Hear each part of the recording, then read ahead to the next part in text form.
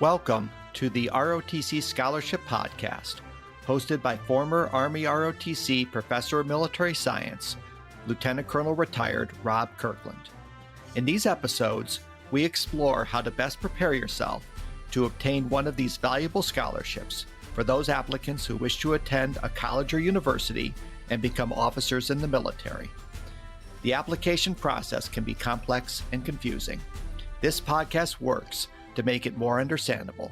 And now, the ROTC Scholarship Podcast. All right, welcome to another edition of our podcast, and I am joined, as always, by Captain Trish Dock. Trish, how you doing? I'm doing great, sir. How are things over in California? Good. Everything's doing great, and Florida, and we're on different parts of the country, but we're still loving life and enjoying letting both Service Academy and ROTC folks know about the latest and greatest about what's happening with admission or getting a scholarship. One of the things that's been on my mind, and I think been on the mind of pretty much a lot of people in higher education, is the SAT and ACT and how that is being treated for college and university admissions, and whether or not the attitudes towards the SAT or ACT or the relative weight that is being given to that standardized test is going to affect the way that the academies and ROTC select people for an appointment or a scholarship. I just thought today we might talk about this and sort of what we've been seeing, if we've been seeing any sort of trends moving towards maybe a de-emphasis on the SAT or ACT, and maybe do some predictions for the future. But Trish, why is it that the SAT and ACT has gotten so much flack from higher education recently? Well, I think it's just the fact that it's perceived as being skewed towards people who have the economic ability to go get the tutors. They take it the first time around, they don't do so well, and then they're able to afford the tutors to improve their scores. Or maybe they just had better schooling and education in the first place, so they're able to score higher. So really just skewed against a disadvantage, I think, at the end of the day. Yeah, my daughter went to a private school and they had some students that were taking this in the sixth grade, continually drilling this thing through the sixth grade all the way through to when they were juniors in high school. So they had 5 years of preparing for this test. So clearly, if you have the money or the desire or the pushing and all the educational benefits and a family members that are educated, all the things that we attribute to people with more income, then they're going to do better on this test, and it's going to disadvantage those that are not in that situation. So the places across the country, colleges around the country, have made decisions to either treat the test as optional or test blind. And so what I want to do is just briefly talk about what is meant by test optional or test blind. Is we look at test optional, which is really the majority, I think, of colleges and universities in the country now, is that the test is accepted or not accepted. In other words, the test is optional. You can either take the test, you submit the test scores, or not submit the test scores. And the way that that is interpreted depends on the college or university. So some colleges and universities may wonder why you're not submitting the test. Others may not care one way or the other if the test is submitted or not. So that's sort of test optional, where you're really not sure if the university is going to take it into account, what weighting it's going to give it, and so you're sort of up in the air regarding the efficacy of the test. The other one is test blind, which is the University of California system and the state system here where I live in California, where that's not even considered in the admissions. Even if you submit the test, they don't even look at the SAT or ACT. I would say a minority of colleges and universities are doing the test blind option. More of them are doing the test optional piece.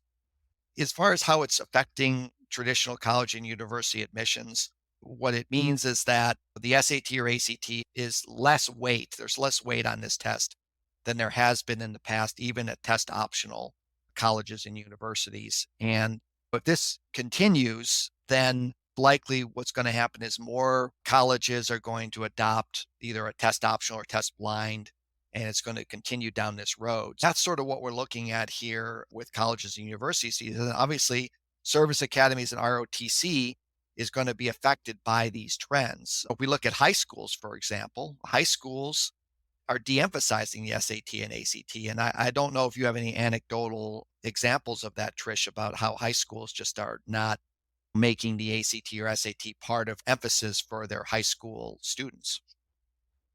It goes back to exactly what you explained with test optional and test blind, especially where you're geographically located. If you're located in the state of California, chances are your high school is going to be making you take the PSAT, or really just putting that focus on the level of preparation, because they want students to be successful. They want them to go off to college. And now that the requirements aren't necessarily stressing SAT, ACT as much, why push it as hard in high school? Exactly. I mean, if it's not being emphasized, I remember when, you and I were going through, and I'm sure until recently, there was actually a free PSAT or even a free SAT that you could take in your high school, where the high school would pay for the SAT, and everybody in the school would sit down and take the test. That's a really good thing to keep in mind as well. If you're in one of those states, and maybe 5 to 10 years ago, you would have had a lot of preparation or just emphasis on the test, and that's not gonna be there anymore. So if you're planning to apply to college or university or service academy or an ROTC scholarship that still requires this, it's a consideration. Yep. And this has even bled over to congressional nominations for service academies. I know you've had an example recently of how members of Congress are treating the SAT or ACT in their nomination selection. Talk about that, because this is something that you've run into with some of the people you've been working with. Yeah, especially in Maryland, that's one example. There is a member of Congress who he's not even accepting SAT or ACT scores as part of the nomination application. And I expect more members of Congress to go this path, especially in states where SAT and ACT scores, maybe it's test blind for a lot of the colleges. So in that application, it's usually a transcript, letters of recommendation, the application for the representative or senator, and maybe a photo and a resume and an essay. And traditionally, an SAT, ACT score has been required for that as well. However, this congressman is not even looking at the SAT, ACT. So if you're in Congressman Raskin's district, he's not even considering your scores. He is looking at your school transcript, however. So that's a consideration. Right. And so I imagine when a lot of these sites are updated this year, we may see more examples than Congressman Raskin regarding the de-emphasis on the SAT, or not even accepting SAT or ACT scores. And so I think, frankly, that Congressman Raskin is doing a disservice to his constituents in this district, because let's talk about the role of standardized testing in service academy admissions, and we'll talk about ROTC later. But as far as we know, there is still this emphasis on the SAT. It accounts for approximately 40% of the overall weighting of the whole candidate score for the service academies. So the academy super score the test. They take the best of SAT, two parts of the SAT, or the best of each one of the four parts of the ACT to make up the super score. And then that is then put in as 40% of the overall whole candidate score.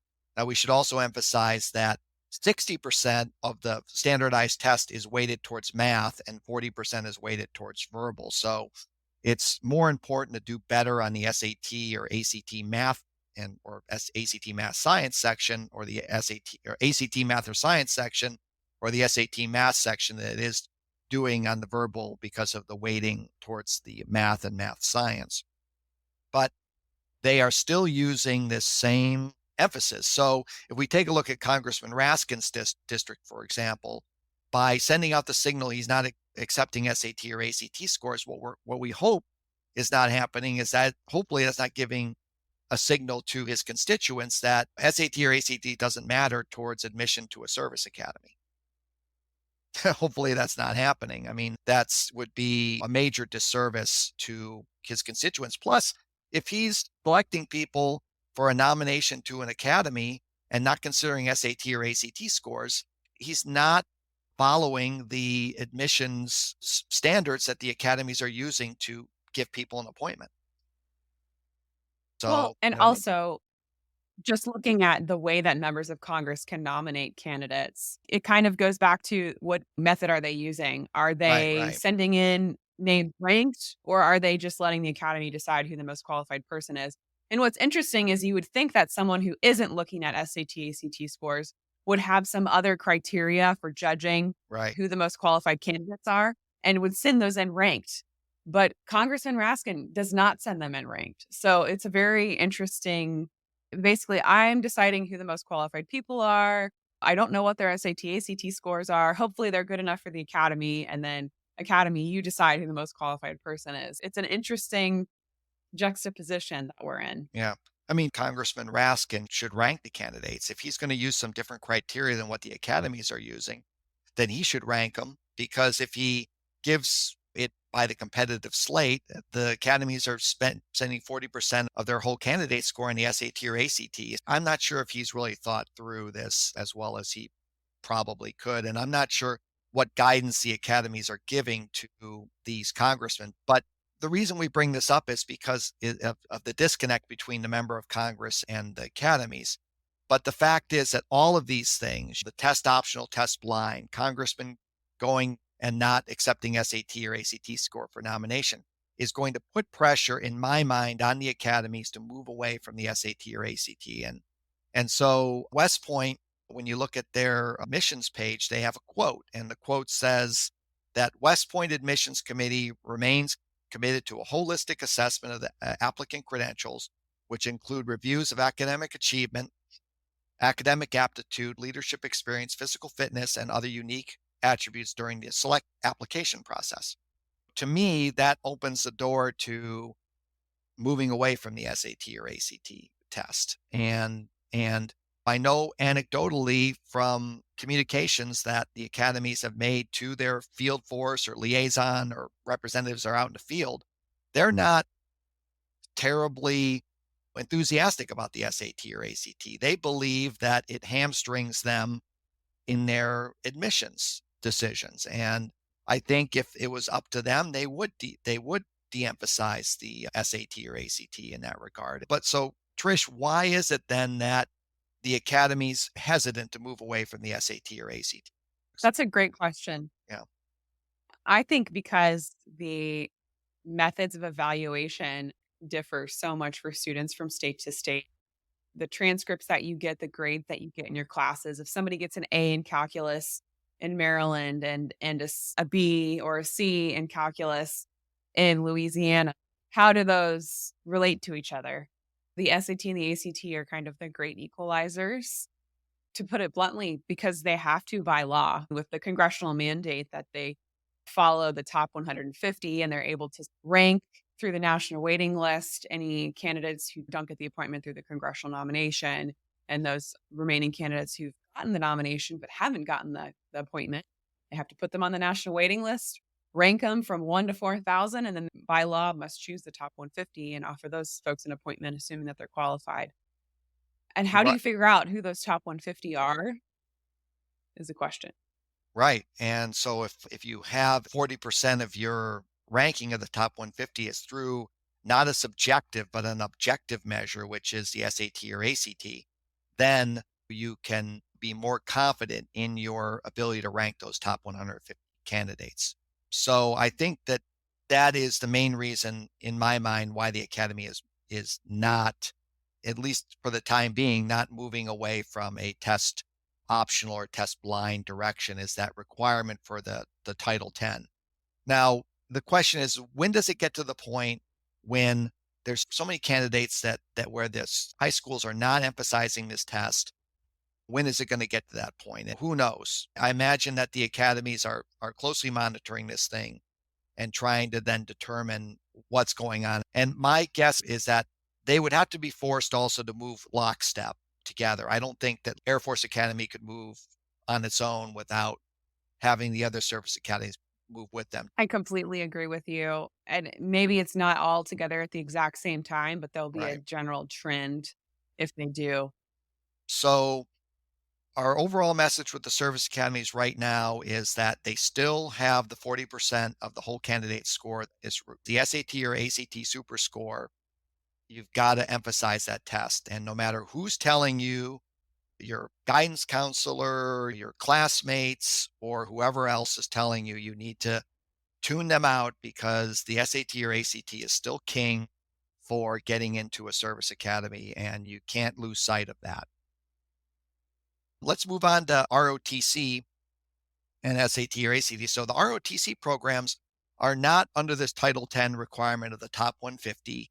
They can move on their own regarding this, and they can make decisions to emphasize or de-emphasize the SAT or ACT. So we have been seeing some movement in this regard. The general range for ROTC in the past has been about 30 to 40% of the SAT or ACT for the overall weighting of the scholarship selection has been with the SAT or ACT test. That has been kind of in line with the service academies, maybe slightly less in the service academies as far as the emphasis that are given. But what we've seen in this past year or so is that Navy and Marine Corps have started to move away from the weighting that has traditionally been given to this test. What we have is the Navy moving from about 30% to about 15%. So it's half. And what they've been doing is they've been emphasizing more the classes you've been taking in high school, the grades you're getting, and the rigor of the courses that you're taking in high school. They've also added some points to teacher recommendations as well as extracurricular activities. So they've moved away a little bit from the SAT and added in other things and de-emphasizing those things. That's good news for people who don't do well in the SAT or ACT, is that the ROTCs seem to be at least Navy so far. I don't know if Army or Air Force is going to follow suit, but in the future, but there is some movement in the ROTC side of the house regarding these trends. My guess is the next program that may move in that direction would be Army ROTC, but it's hard to tell. We don't really know right now, but it definitely has been Navy and Marine Corps that has been reducing the ACT or SAT scores. And we'll keep on top of this. We update our books, our podcasts, and our courses to reflect the latest changes that are going on both with the service academies and ROTCs regarding the emphasis on the SAT or ACT. So, Trish, what are your thoughts that I've missed on this?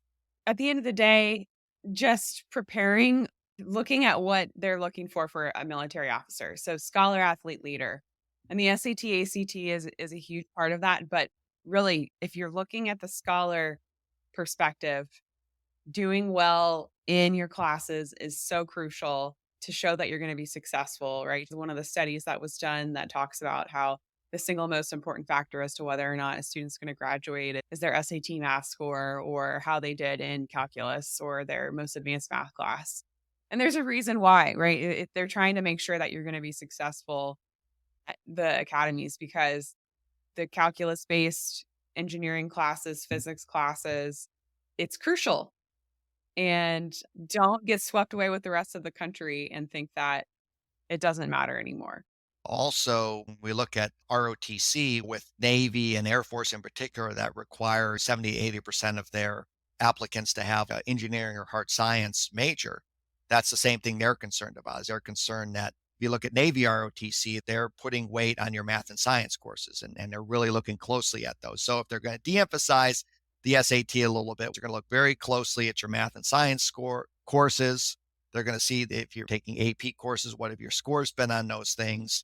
It's even though there may be some de-emphasis on it, I think it does, like you're saying, put even more importance on your grades and the rigor of your courses. This podcast was a little bit more speculative, other than the information we gave on Navy and Marine Corps ROTC, but I think it's worth our continued attention and to kind of see where the wind is blowing here. It's our job to keep you updated on these things. And if something does change, we'll let you know. So Trish, until next time, we'll see you.